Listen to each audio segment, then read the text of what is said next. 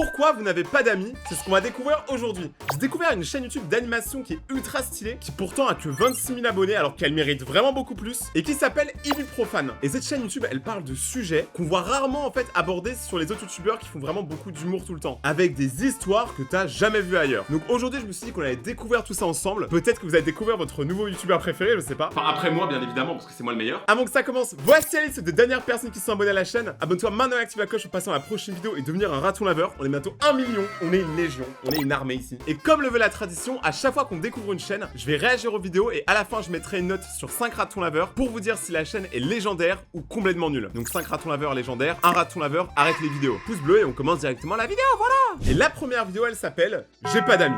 Curly. J'ai pas d'amis. Bonjour. Hier soir, j'étais en train de scroller sur Instagram, comme à peu près tous les soirs, et je suis tombée sur la story de quelqu'un que je connaissais. Une photo avec plein d'amis, tout le monde qui rigole, bref, la bonne ambiance quoi. Et là, Ouais, sauf que je suis pas dessus quoi. Genre vraiment c'est horrible, c'est quand tu vois des photos de tes potes, genre ils s'amusent tous et tout, et toi t'es chez toi tout seul avec ton petit chocolat chaud, qui est froid maintenant. C'est encore plus triste. je me suis dit, moi j'ai pas ça. Genre, j'ai pas d'amis de longue durée, ni vraiment d'amis tout court en fait. Après bon, peut-être que je pue, hein, faut rester ouvert aux hypothèses.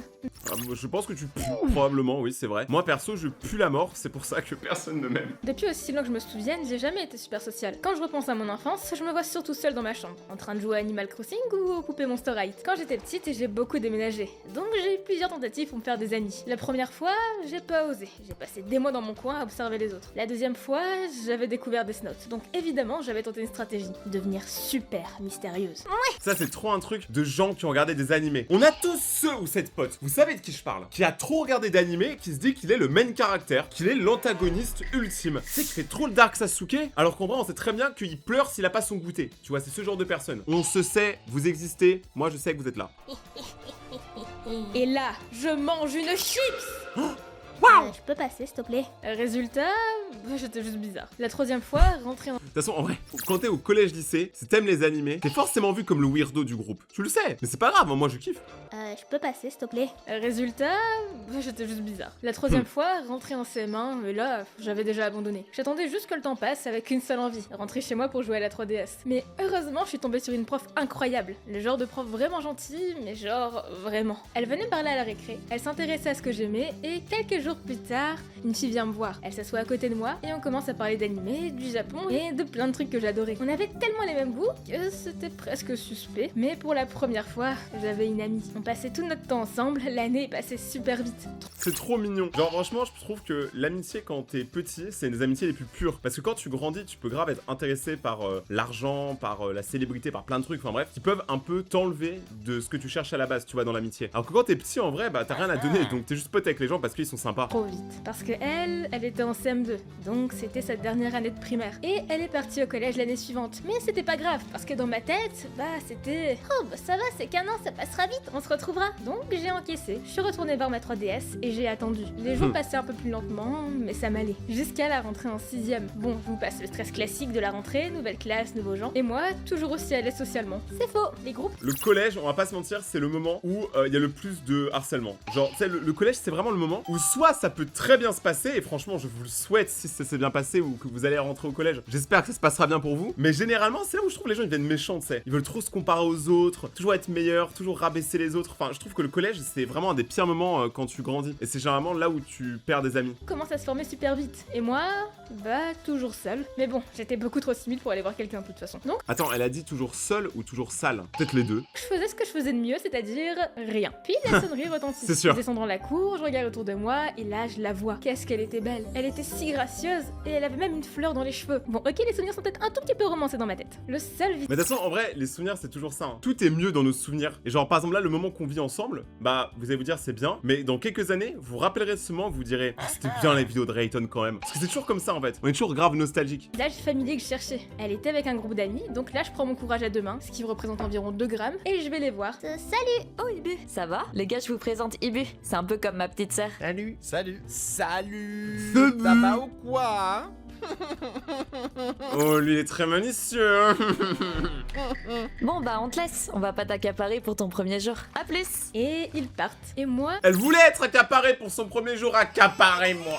je reste là. J'ai pas osé lui dire que j'avais nulle part où aller. Du coup, j'ai fait semblant d'être très occupée. J'ai vu le menu de la cantine, très intensément. Il y avait des petits pois ce jour-là. Et après ça, Elle se souvient même du menu de la cantine. Elle a lu le menu 10 fois, tu vois, pour être vraiment sûre. C'est quel jour qu'on a les frites. C'est exactement ça. semblant d'être très occupée. J'ai vu le menu de la cantine, très intensément. Il y avait des petits pois ce jour-là. Et après ça s'est pas vraiment arrangé. Vous voyez la sensation Quoi, il y a eu d'être encore trop des petits pois? Bah voilà. Je voulais pas la déranger, alors petit à petit, j'ai recommencé à passer mes récrés seule. Et à chaque fois que je la croisais, j'avais un peu plus honte. Donc j'ai développé des techniques. Les super cachettes. Hey, toi aussi tu vas apprendre à te cacher à l'école? Alors n'hésite pas à suivre les tutos au début. Première cachette, le CDI. C'était sûr. Le CDI. Genre, le CDI, c'est le place to be. Le CDI déjà en hiver, c'est ultra stonks parce que y a le chauffage. Donc déjà le CDI en hiver, c'est le banger. Le CDI, c'est là où généralement les gens sont le plus gentils parce que tu cales la personne, en fait, tu sais, t'es dans tes bouquins et tout. Moi personnellement, j'ai grave des bons souvenirs du CDI. C'est le meilleur endroit. C'est largement meilleur que la cour. Fait pour t'occuper et faire semblant de savoir lire. Seconde cachette, les toilettes. Odeur d'adolescent prépubère garantie. Et finalement, troisième cachette, les casiers. Bon, par contre, faut faire attention parce que quand tu y restes un peu trop longtemps, t'as un peu mal au dos. Bon, ça règle. Attends, mais toi, t'avais de la place dans tes casiers? Pour moi, ça, c'est un cliché, hein. Quand on est petit, on nous vend trop, ouais, à cause des séries, des films américains, qu'on va avoir des grands casiers géants, on va pouvoir mettre plein de trucs dedans, customiser nos casiers. C'est jamais arrivé, hein. Moi, mes casiers, ils faisaient ça, et je n'ai jamais vu un seul élève poser un bouquin dedans. Moi, j'avais même pas de cadenas pour mon casier, pour vous dire. Genre, qui utilise vraiment son casier en France? Le problème des récrés, mais pas celle dans la classe. Au collège, il n'en faut pas beaucoup pour être la cible de moquerie. Être seul, peu à l'aise, ou simplement aimer les choses pas très répandues, bah ça suffit. J'ai continué à être seule, à angoisser avant d'aller en cours. Alors j'ai fait un truc très logique. J'ai commencé à vivre sur internet. Là-bas au moins c'était plus simple, mais dans la vraie vie,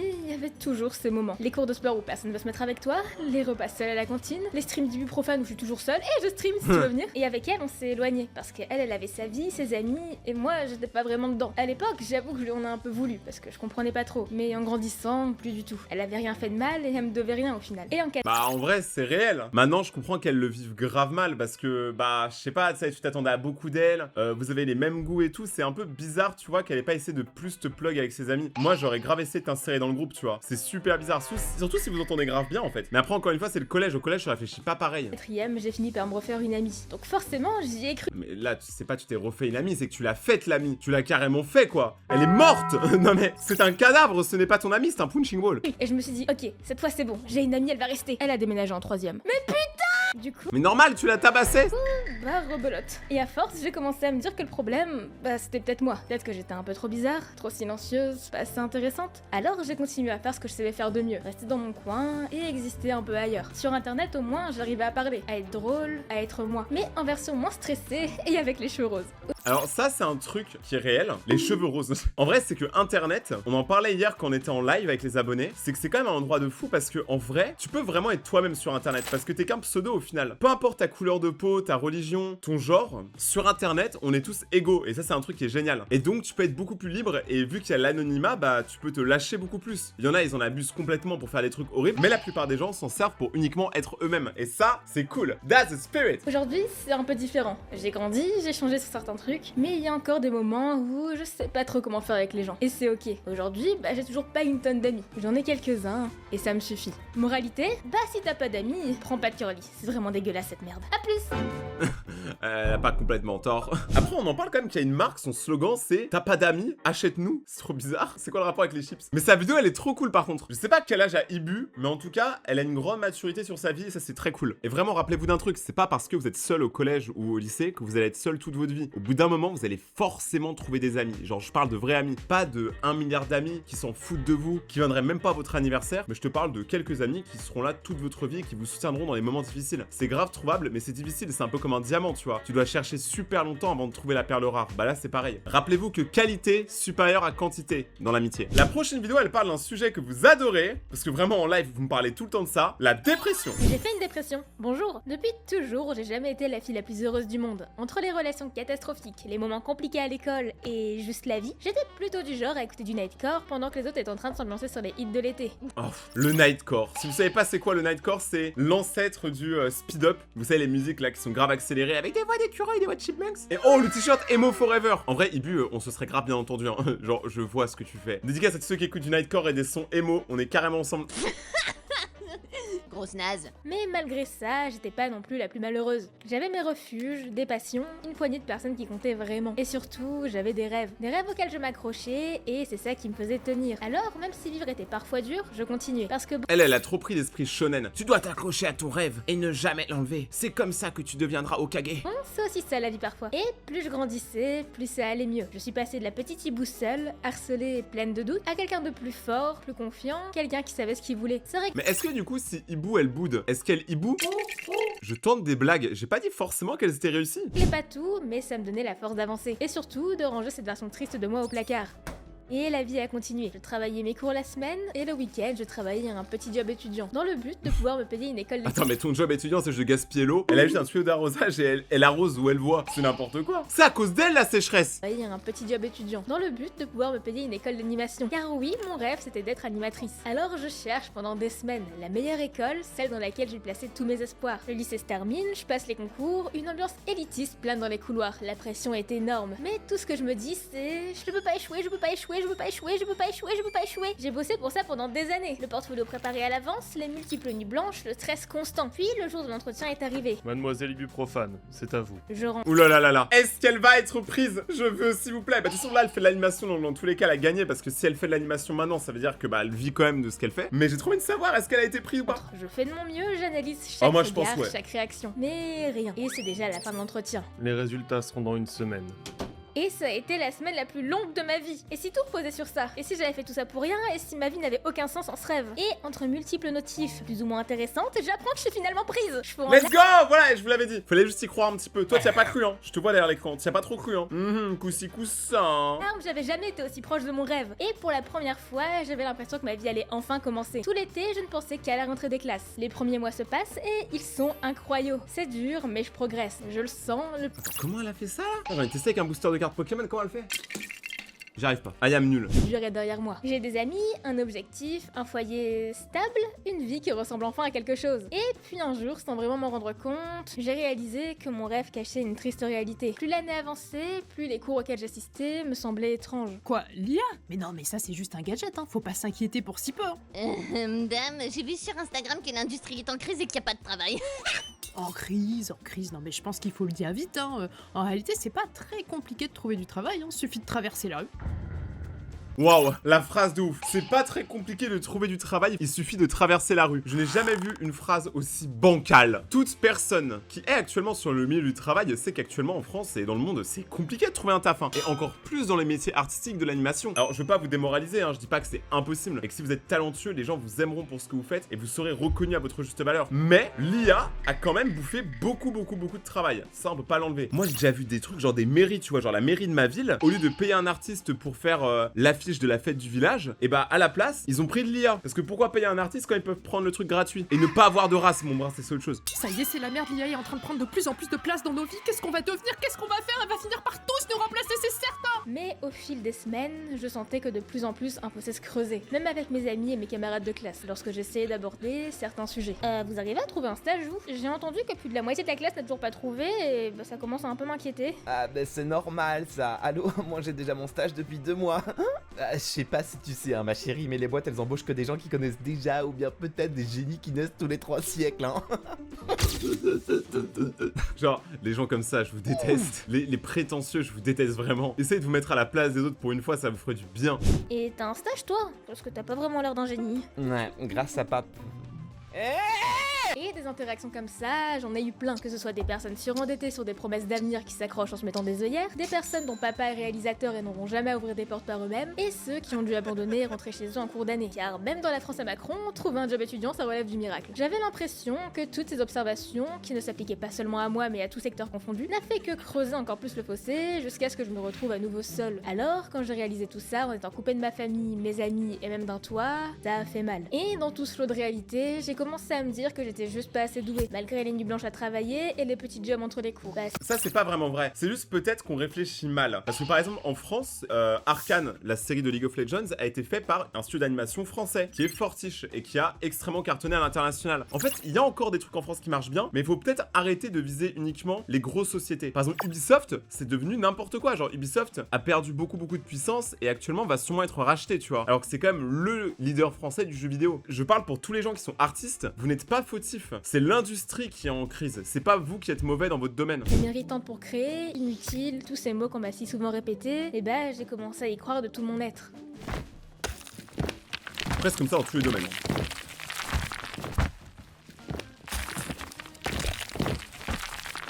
Elle est cassée, carrément, elle est tombée même, elle fait ça. Elle se réveille. Oui, Ibu. Qu'est-ce que tu fais là? J'ai toujours été là, tu sais. Je te félicite. Regarde autour de toi. Tu n'as jamais aussi bien ruiné ta vie. Tu pensais vraiment que tu méritais d'être heureuse? Tais-toi. Que t'étais assez forte, assez talentueuse, qu'il y aurait un public pour le monstre que tu es? Tais-toi. Tu vas tout gâcher, comme d'habitude. Regarde, t'es déjà en plein dedans. Tout le monde te déteste. Tout ça, c'est de ta faute. Tais-toi. Tu vois, tu es toujours aussi seule.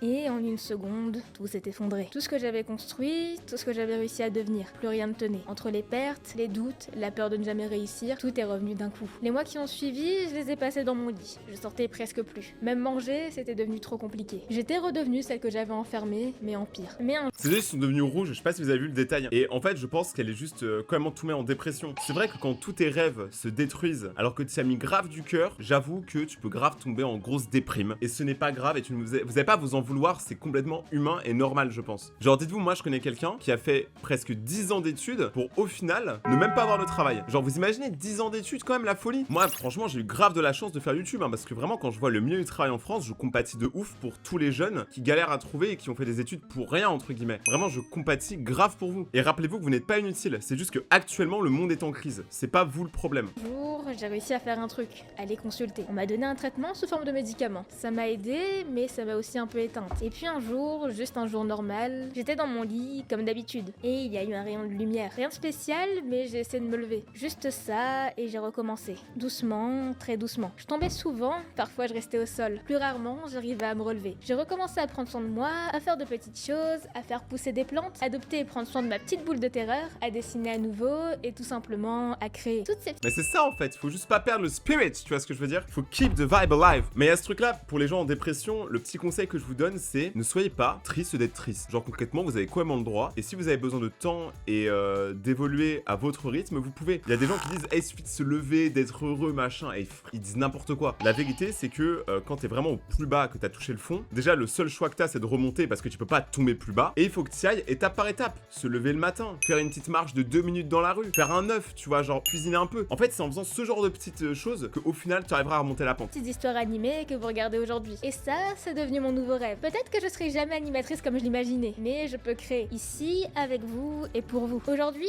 ça m'arrive encore d'être triste, mais la chute est moins violente. Parce que vous êtes là, vous me soutenez, vous croyez en moi comme on ne l'avait jamais fait auparavant. Alors pour tout ça, merci. Moralité, la vie n'arrêtera jamais d'être cruelle. Tout ce qu'on peut faire, c'est faire de notre mieux et s'accrocher. Ah, et si mangez pas de croquettes pour chat. Même si c'est pour un stream, ça donne vraiment la chiasse. Alors vraiment je suis ultra content de la morale de la vidéo. En vrai vous pouvez tous remonter. Genre vraiment je crois en vous tous. Et je dis pas ça parce que c'est bateau et tout, mais parce que je l'ai vécu aussi. Donc je sais de quoi je parle. Maintenant la prochaine vidéo qu'on va regarder est un peu plus touchy, un peu plus edgy. En gros Ibu, elle a trouvé un pédo à son travail. Et c'est ça qu'on va regarder aujourd'hui. C'est très chaud. J'ai eu un job étudiant. Ouais. Depuis toute petite, j'ai toujours adoré dessiner, créer et regarder des films. Et je me suis toujours dit que moi aussi je voulais travailler dans ce milieu. Alors après m'être un peu égaré, Comme tes croissants au sel. ta gueule. Après m'être un peu égaré, Quoi j'ai fini par rejoindre un lycée C'est quoi cette histoire de croissants au sel? Moi je veux savoir moi. Je veux une origin story des croissants au sel. artistique. Et ça m'a conforté dans mon choix que ce que je voulais faire plus tard, c'était animatrice. Alors après la première, je décide de prendre de l'avance et de rechercher une école qui pourrait me former là-dessus. Et oh putain, ça coûte une blinde. Tous les jours, j'ai commencé à regarder mon compte en banque. Longtemps,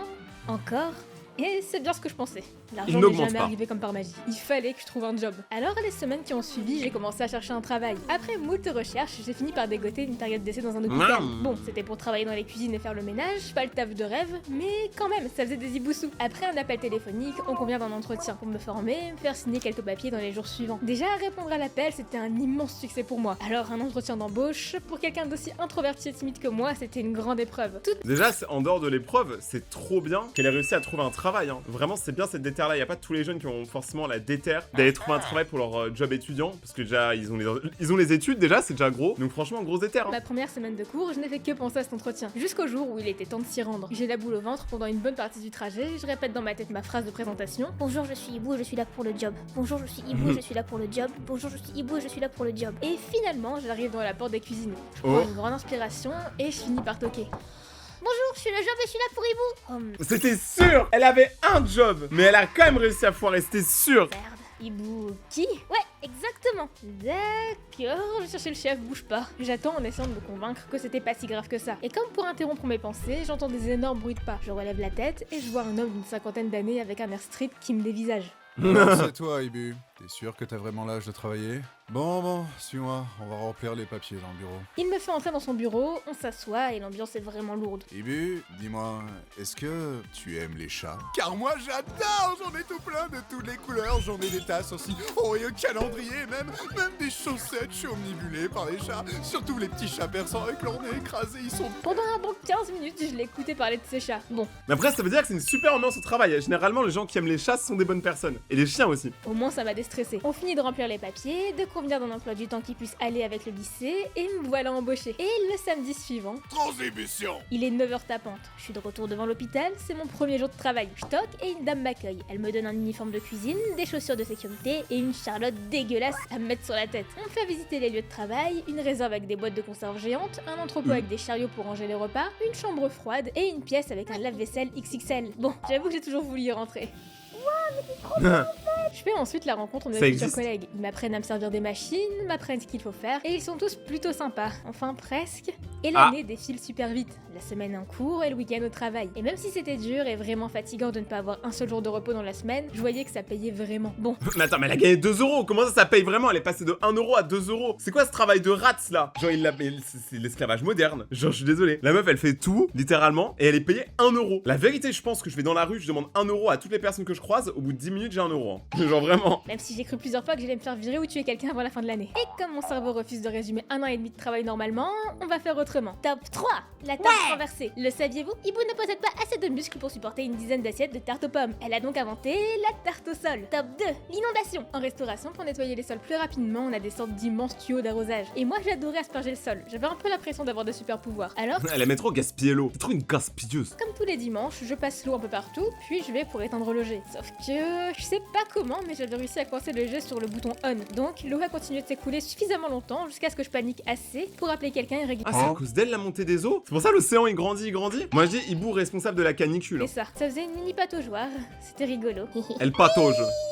Top 1, la tentative de meurtre sucré. Il m'arrivait Quoi parfois de devoir préparer les plateaux des petits déjeuners pour les patients. Pour connaître leur régime alimentaire, car oui, c'est quand même plus pratique dans un hôpital, il y avait des petites fiches pour La meuf elle tue des gens. Elle met des cacahuètes alors que le mec il est clairement allergique aux cacahuètes. Meurtre. comprendre leurs restrictions alimentaires. Sauf que, manque de chance, cette semaine, il y avait un bug. Certains régimes étaient inversés et je n'étais évidemment pas au courant de ça. Alors, je prépare les plateaux comme d'habitude, ils sont récupérés par les infirmières, puis on me demande Eh Hibou, on t'a prévenu que le régime des diabétiques et des normaux était échangé? je venais de donner des dizaines de paquets de sucre à des diabétiques. Oups. Mais voilà, mais ça c'est une tentative de meurtre. Hein. Hibou, attention, hein. La police elle est intense. Mais malgré toutes ces mésaventures, et peut-être quelques meurtres, je ne gardais pas mon Ah, voilà, souvenir de voilà, ce voilà, travail. Le travail était dur, mais juste. Les gens étaient sympas avec moi puisque j'étais jeune et encore au lycée, enfin presque tous. Vers la fin de mon contrat, il y a un truc qui a changé. Quand il ne restait plus que quelques semaines, un de mes collègues âgé d'une 50aine d'années, marié avec des enfants, a commencé à vraiment s'intéresser à moi. Mais C'est toujours les hommes mariés. Hein. Vraiment, les hommes. pas de la manière dont un adulte devrait le faire avec un ado. Non, c'était plutôt des questions du genre... Ouais, Ibu, viens par là que je te dise un truc là. Tu mets quel genre de sous-vêtements?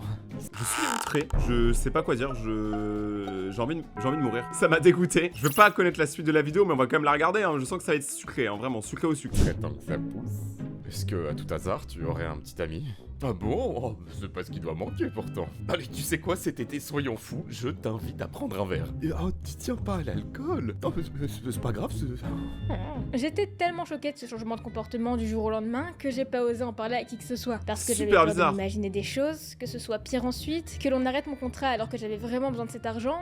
Ah, je suis pas trop d'accord. La vérité, hein, ça c'est une erreur que tout le monde fait, bien évidemment. Mais parlez-en. S'il y a quelqu'un à votre taf qui vous parle comme ça, mais parlez-en à votre supérieur. Vraiment, dans tous les cas, vous serez défendu. Et les gens bizarres comme ça, ils méritent la prison. Genre, c'est trop chelou de demander ça à une meuf mineure. Tout simplement que l'on ne me croit pas. Après tout, j'étais là que 2 fois dans la semaine. Lui travaillait avec ces gens depuis une vingtaine d'années. Au début, je me disais que c'était juste des alors blagues un peu nulles. Puis ça a continué. Encore et encore. Alors, j'ai pris sur moi. Et puis un jour, il y a eu le moment de trop. Il n'y avait pas beaucoup de monde à la clinique. J'étais en train de ranger quelques couverts quand soudain j'entends qu'on m'appelle à l'autre bout près des vestiaires. Puisque j'étais pas souvent là, c'était plutôt récurrent que l'on m'appelle pour faire des choses. Ou alors refaire quand je me trompais. Alors j'y vais, je m'avance, je tourne la tête, mais je vois personne. Quand J'ai soudain, peur.